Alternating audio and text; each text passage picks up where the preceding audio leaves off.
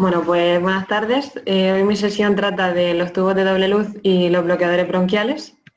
Este es el índice que voy a seguir a lo largo de la presentación y lo primero que voy a definir es la ventilación unipulmonar. La ventilación unipulmonar permite ventilar de forma selectiva un pulmón o un segmento de pulmón. Esto se puede conseguir a través de distintos dispositivos que aparecen aquí en la diapositiva. Los de elección serían los números 1 y 2, que son el tubo de doble luz y el bloqueador bronquial, de los que voy a hablar a lo largo de toda esta sesión. Como última opción estaría la opción número 3, que sería utilizar un tubo endotraqueal convencional de una sola luz, introduciéndolo en el bronquio deseado. Si bien esta opción no es de elección, sino que es más bien una alternativa en una situación de emergencia en la que no dispongamos o no podamos introducir los anteriores dispositivos. Primero voy a hablar del tubo de doble luz. El tubo de doble luz es el dispositivo más utilizado para conseguir aislamiento pulmonar, es decir, ventilación unipulmonar en anestesia para cirugía torácica. Está formado por dos tubos unidos de forma paralela, que podemos ver en la foto superior de la diapositiva. Estaría un primer tubo que es de color blanco, el traqueal, en posición superior, y un segundo tubo de color azul, que sería el bronquial, que está en posición inferior y que quedaría colocado en el bronquio deseado. De manera que cada una de las luces, la traqueal para ventilación bipulmonar y la bronquial para ventilación unipulmonar, pues se destina a la ventilación de cada uno de los dos pulmones. Además, tiene una guía metálica, que aparece aquí también en la foto, que está introducida por la luz bronquial, y esta guía lo que nos permite es facilitar la inserción y la dirección del tubo.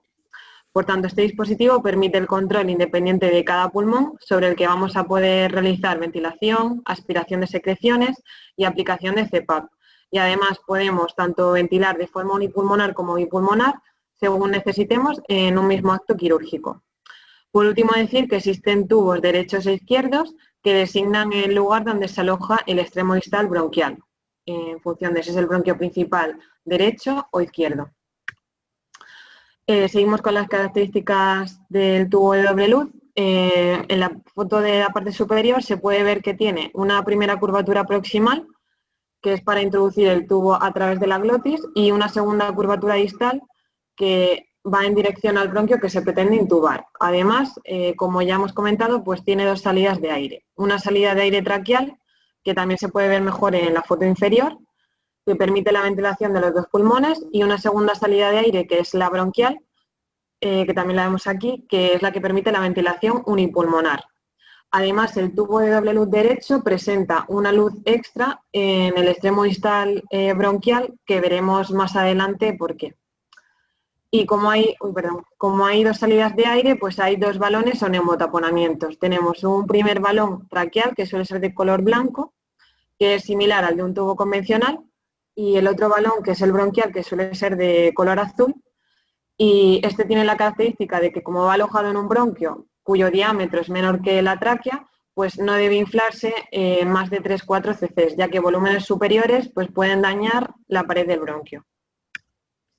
En esta diapositiva se ven una vez más pues las características del tubo de doble luz. A la izquierda tenemos un tubo izquierdo colocado en el bronquio izquierdo y a la derecha un tubo derecho colocado en el bronquio derecho. Y vemos la salida del aire traqueal con el balón traqueal y la salida de aire bronquial con el balón bronquial.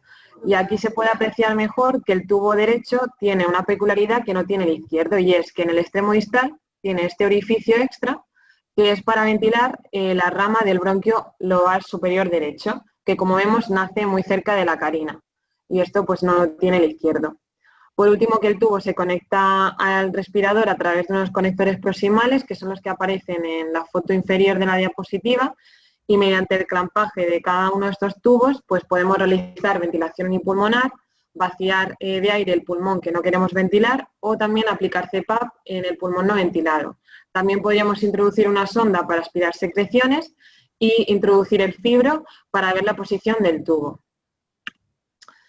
Existen una gran variedad de tamaños del tubo de doble luz, cuyo diámetro externo se mide en unidades French, que vemos aquí en el cuadro rojo. Existe desde el número 26 hasta el número 41. Y en esta tabla se comparan los tamaños del tubo de doble luz con los de un tubo simple, tanto con sus diámetros internos como externos. Por ejemplo, un tubo del 8 que solemos utilizar con frecuencia, pues se correspondería con un tubo de doble luz de 32 French. Y ya en esta diapositiva, para acabar, pues se ha añadido esta foto, que es para que podamos apreciar pues, que un tubo de doble luz siempre va a ser más grande que un tubo simple, aunque se corresponda en diámetros, ya que estrictamente pues, está formado por dos tubos. Ahora vamos a ver cuáles son las indicaciones de ventilación unipulmonar en las que utilizamos estos dispositivos, como es el tubo de doble luz. Dentro de las indicaciones clásicas, la indicación más clara, absoluta, siempre ha sido la necesidad de aislar un pulmón sano para evitar la contaminación del pulmón contralateral y evitar así que pase pues, moco, pus, secreciones en el pulmón sano. Sin embargo, hoy en día la indicación más frecuente es la realización de cirugía toracoscópica asistida por VATS, ya que en este tipo de cirugía, para que se pueda operar bien sobre un pulmón, pues tiene que estar vacío y bien colapsado, ya que de lo contrario, pues dificultaría la técnica endoscópica y sería necesario pasar a una cirugía abierta. Y esto lo que hace pues, es eliminar todos los beneficios de una cirugía menos invasiva, como es la cirugía por VATS. Otra indicación sería el control de la distribución de la ventilación a un solo pulmón, como en caso de una rotura traqueobronquial o una fístula broncopleural. Y otra indicación clásica también es el lavado broncopulmonar unilateral. Como indicaciones relativas estarían todas las que aparecen en la diapositiva y destacar pues, la neumonectomía, la lobectomía superior, la cirugía de aneurisma de aorta torácica o también algunas cirugías de resección de esófago. Y en todas estas indicaciones relativas, pues la necesidad de ventilación unipulmonar suele ser por dificultad de la técnica quirúrgica. Ahora bien, una vez hemos visto las características del tubo de doble luz y los tamaños que existen, ¿cómo podemos elegir el tamaño adecuado para nuestro paciente? La verdad que la elección del tamaño del tubo de doble luz es mucho más importante que la del tamaño de un tubo simple, porque trabajamos con diámetros mayores y esto es muy importante porque elegir un tubo más grande pues puede dañar la vía aérea, pero también elegir un tubo pequeño puede tener complicaciones porque se va a desplazar. El tamaño ideal del tubo de doble luz es aquel que una vez colocado y con el balón bronquial desinflado permite una pequeña fuga de aire. Esto quiere decir que el tubo no es demasiado grande y que no está impactado en el bronquio. Dicha fuga de aire debería desaparecer al inflar el balón bronquial con 2 heces. Para elegir el tamaño pues existen varios métodos. A la izquierda de la diapositiva aparece el método más sencillo, que es empírico, y se trata de correlacionar el tamaño del tubo con la estatura del paciente. Este es el que solemos utilizar con más frecuencia, pero es cierto que existen otros métodos más precisos, que son más científicos, que sería la correlación del tamaño del tubo con el diámetro de la tráquea y con el diámetro del bronquio principal izquierdo, medido tanto en radiografía simple de tórax como en TRAC, y es el cuadro que aparece en la parte derecha de la diapositiva. Es cierto que en casi todos los preoperatorios de cirugía torácica disponemos de una radiografía simple de tórax y podríamos medirlo. El TAC no siempre está disponible y bueno, pues están todos estos métodos para elegir el tamaño y el que más, ya digo, solemos utilizar es el de la estatura. Ahora vamos a ver una serie de consideraciones anatómicas que son importantes para poder entender cómo se coloca el tubo de doble luz y por qué elegimos un tubo derecho o izquierdo. Vemos que la tráquea va desde el borde inferior del cartílago cricoides hasta la carina y mide unos 10-15 centímetros. La carina se bifurca en los dos bronquios y tenemos que el bronquio principal izquierdo nace de la tráquea con un ángulo aproximado de 45 grados, siendo su longitud aproximadamente de entre 4,5 y 5 centímetros, variando en hombres y mujeres. En cambio, el bronquio principal derecho nace de la tráquea con una angulación menor, es decir, es más paralelo a la tráquea y su longitud es más corta que la del bronquio izquierdo, mide entre aproximadamente 2 y 3 centímetros. Y además está la peculiaridad que ya he comentado y es que la rama bronquial del lóbulo superior derecho nace muy cerca de la carina, como se ve aquí en la foto, y es por esa razón que el tubo de doble luz derecho tiene esa luz adicional en el extremo distal bronquial y también es por eso que el margen de seguridad es muy estrecho a la hora de colocar un tubo de doble luz derecho y que no obstruya esa salida de esa rama bronquial. Entonces, ¿qué elegimos? ¿Un tubo derecho o izquierdo? Pues desde el punto de vista estrictamente teórico se debería colocar un tubo del lado opuesto a la cirugía. Es decir, si vamos a intervenir el pulmón izquierdo, pues se debería colocar un tubo derecho. Sin embargo, como la anatomía del bronquio derecho es más impredecible y como ya hemos visto existe un estrecho margen de seguridad para no obstruir la salida del lóbulo superior derecho, pues todo esto hace que la técnica de colocar un tubo derecho sea más difícil y tenga mayor riesgo de complicaciones. Y por tanto en nuestra práctica clínica habitual la verdad que se suele utilizar más el tubo izquierdo que el derecho. Lo cierto es que se puede utilizar un tubo izquierdo para la mayor parte de los procedimientos de cirugía torácica y, por tanto, la única obligación de colocar un tubo derecho sería la imposibilidad de colocar un tubo izquierdo. Ahora vamos a ver la técnica de colocación. El primer paso sería introducir el tubo con la curvatura distal con concavidad anterior hacia arriba, mirando a la glotis. Cuando veamos que el balón bronquial azul atraviesa la glotis, en ese momento retiramos el fiador y giramos el tubo 90 grados hacia la derecha o izquierda, en función de si queremos intubar un bronquio u otro. Una vez girado y con la segunda curvatura mirando hacia el bronquio que se pretende intubar, se avanza en profundidad. La profundidad a la que se coloca el tubo de doble luz ha sido motivo de controversia y como regla general pues tenemos que quedarnos con que suele ser alrededor de 29 centímetros la distancia entre el balón bronquial y los incisivos superiores. También se puede calcular esta distancia con la fórmula que aparece en la diapositiva. Una vez colocado el balón bronquial, pues inflamos el balón traqueal, que es el de color blanco, si queremos realizar ventilación bipulmonar, y para realizar ventilación unipulmonar, inflaremos el balón bronquial y pinzamos el extremo distal del tubo bronquial de color azul y destapamos el agujero para que pueda salir el aire y vaciarse el pulmón. Una vez colocado, siempre hay que comprobar la posición con el fibrooncoscopio que se introduce a través de la luz traqueal. Y mínimo lo comprobaremos 2 veces, en decúbito supino y cuando movilicemos al paciente a decúbito lateral. Es muy importante verificar la posición del tubo porque se ha visto que hay malposición hasta en el 65% de los casos que se hace a ciegas. La comprobación puede ser clínica o mediante el fibro. La comprobación clínica consiste en verificar que no existe fuga. Esto quiere decir que con el agujero destapado del lado pinzado, pues vemos que no sale aire. También que al pasar de ventilación bipulmonar a ventilación unipulmonar no se modifica la morfología de las curvas del respirador. Y también la comprobación clínica consiste en verificar mediante auscultación pulmonar, de la que hablaré más adelante. Luego, también podemos comprobarlo mediante fibrooncoscopia, que introduciremos por la luz traqueal, y lo que vemos es lo que se observa en la foto de la diapositiva. Se observa la carina y el lado bronquial del tubo de doble luz intubando el bronquio deseado, en este lado el izquierdo. Y vemos que se asoma el color azul del balón bronquial justo por debajo de la carina. Bueno, pues una vez hemos visto cómo tenemos que comprobar la posición del tubo de doble luz, pues el motivo de ello es que existe una mayor incidencia de iatrogenia y complicaciones con los tubos de doble luz que con los tubos convencionales y los bloqueadores bronquiales. ¿Cuáles pueden ser las causas? Pues el excesivo inflado del balón bronquial, que puede conllevar una rotura del bronquio, elegir un tubo de tamaño inferior al ideal para el paciente, lo que va a conllevar movilización y desplazamiento del tubo, intentos repetidos a ciegas de introducir el tubo.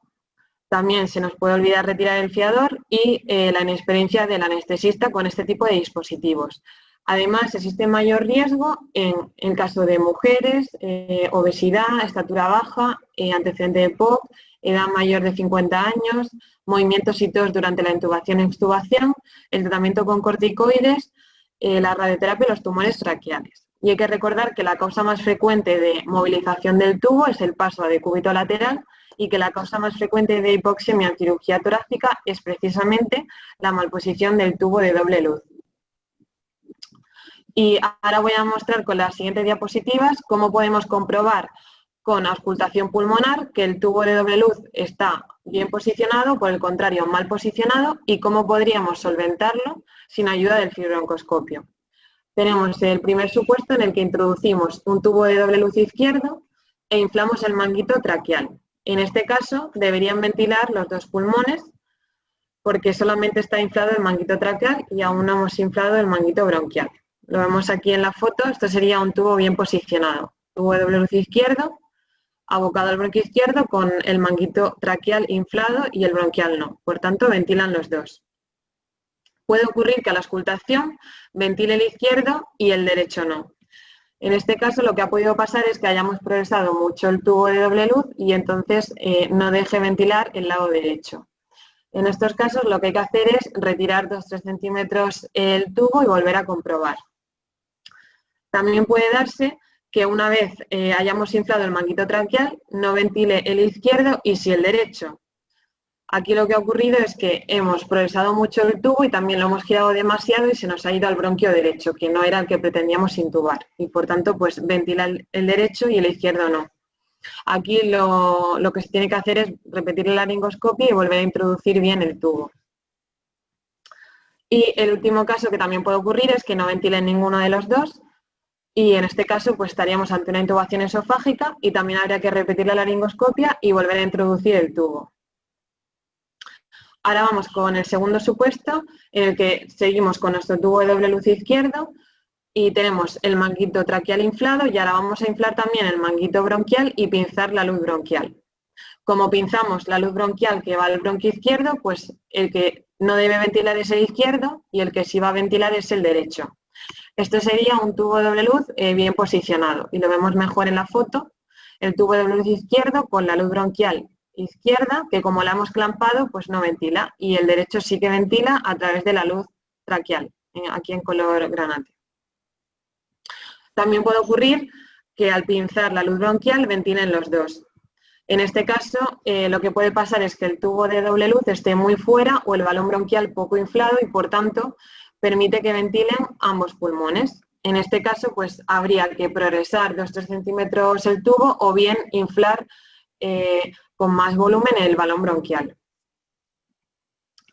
También puede darse que una vez pincemos la luz bronquial, ventile el izquierdo y el derecho no. Esto puede ocurrir cuando también giremos demasiado el tubo y esté invertido. Y en este caso, como hemos introducido la luz bronquial en el lado derecho en lugar del izquierdo, pues el que no va a ventilar es el derecho y el que sí ventila es el izquierdo por la luz traqueal. Y ya el último caso sería que no ventilen ninguno de los dos. Y aquí lo que ha ocurrido es que tenemos el tubo de luz muy fuera con el balón bronquial que al inflarlo ha obstruido la tráquea y no permite la ventilación de ninguno de los dos pulmones. Aquí lo que habría que hacer es retirarlo o repetir la laringoscopia y volver a introducir el tubo. Y ya tenemos el último supuesto en el que tenemos el tubo de luz izquierdo con el manguito traqueal inflado. Ahora, el manguito bronquial también está inflado, pero lo que vamos a pinzar es la luz traqueal y no la luz bronquial. Por tanto, como la luz bronquial que está introducida en el bronquio izquierdo no está pinzada, ventila, y el lado que no va a ventilar es el derecho. Lo vemos mejor en las fotos. Esto también sería un tubo bien posicionado.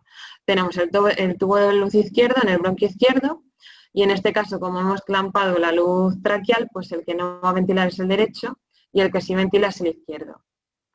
Como vemos, existen muchas complicaciones a la hora de colocar el tubo de doble luz a ciegas y por eso es muy importante saber detectarlas tanto con la auscultación pulmonar como con el fibro. Y ya para terminar este primer bloque de los tubos de doble luz, vamos a ver las ventajas y desventajas de estos dispositivos. Como ventajas, pues el tubo de doble luz permite un aislamiento pulmonar funcional y anatómico completo, y debido a su gran diámetro, pues permite aspirar con secreciones con facilidad y también aplicar con facilidad CPAP en el pulmón no ventilado. Además, va a permitir un rápido colapso del pulmón que se pretende operar y es fácil pasar de ventilación bipulmonar a unipulmonar clampando cada una de las luces. Además, se puede colocar sin fibra, aunque como hemos visto hay un gran porcentaje de malposiciones. Y como desventajas, pues que es difícil elegir el tamaño adecuado para cada paciente.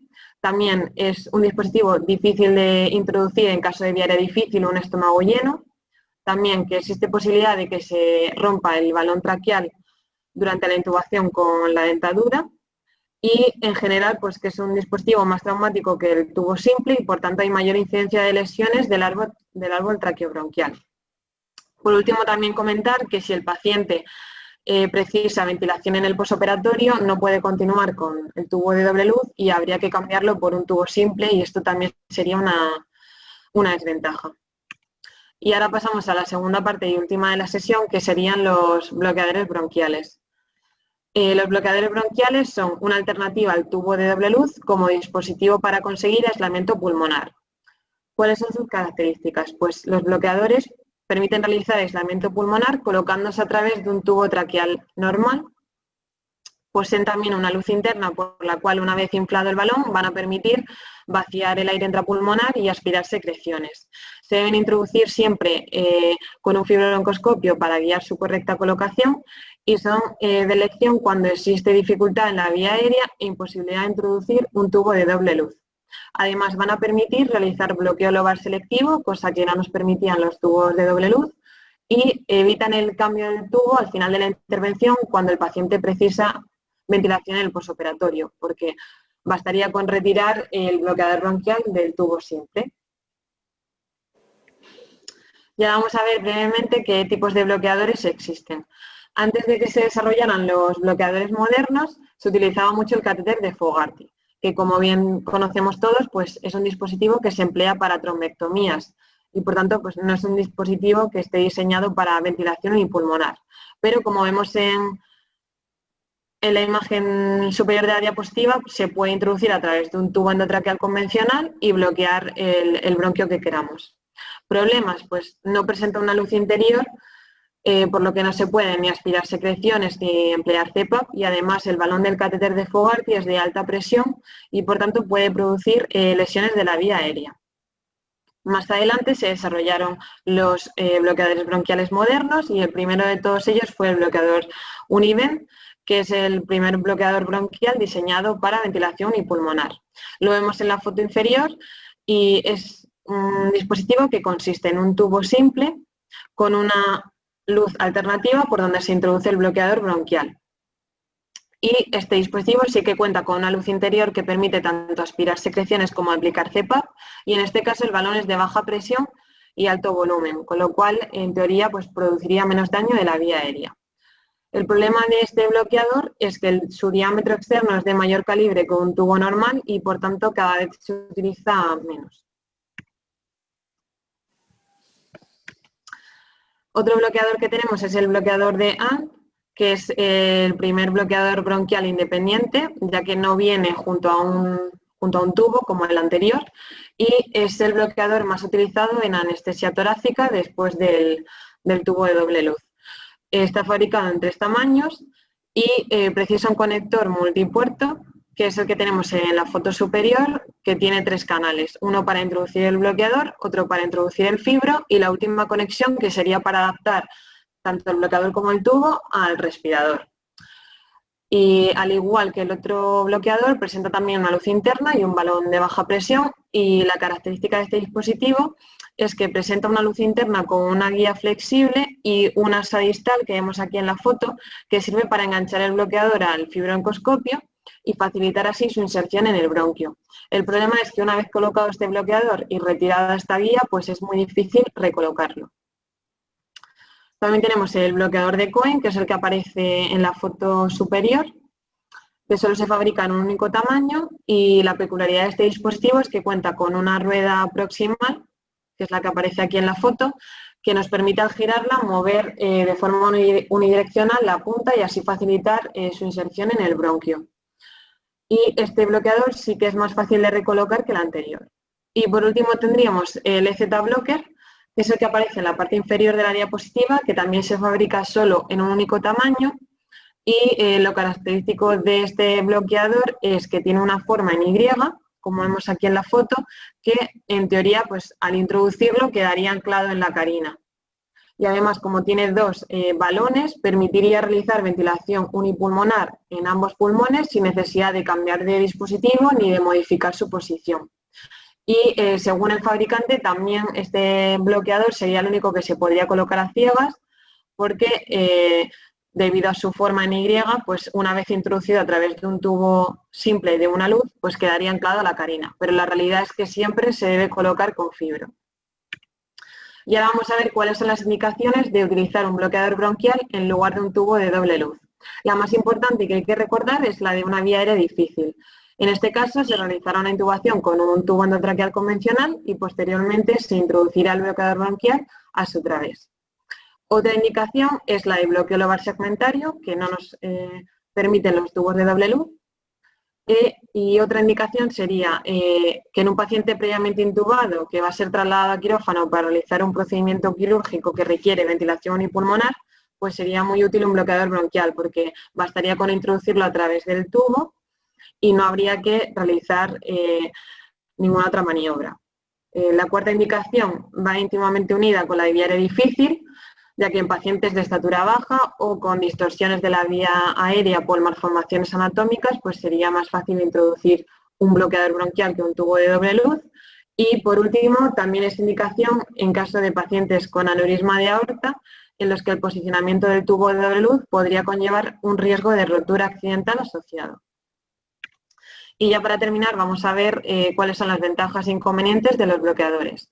Como ventajas, pues es un dispositivo menos traumático que un tubo de doble luz y por tanto va asociado a un menor riesgo de lesiones del árbol traqueobronquial. Una gran ventaja es que en caso de vía aérea difícil pues podemos conseguir ventilación unipulmonar, que con el tubo de doble luz sería más difícil. Y en general existe menor incidencia de lesiones de la mucosa traqueal, pero también menor incidencia de ronquera y dolor de garganta posoperatorios. No hay necesidad de cambiar a un tubo endotraqueal simple si se precisa continuar la ventilación en el posoperatorio, bastaría con retirar el bloqueador y que permiten bloqueo lobar selectivo. Por último, todos los bloqueadores bronquiales permiten realizar ventilación unipulmonar en ambos pulmones, pero habría que cambiarlo de bronquio. En cambio, en el caso del EZ blocker, como tiene los dos balones y las dos puntas, pues se podría realizar ventilación unipulmonar en ambos pulmones sin necesidad de modificar la posición del dispositivo. Y como desventajas, pues siempre requieren el uso de fibro para su correcta posición. Su inserción en general requiere más tiempo que un tubo de doble luz y debido a su menor diámetro, pues el colapso pulmonar va a ser más lento y también va a haber una limitación para aspirar secreciones y aplicar CPAP en el pulmón no ventilado. Y además existe un mayor riesgo de desplazamiento y necesidad de recolocaciones intraoperatorias. Y ya para acabar la bibliografía, y eso es todo.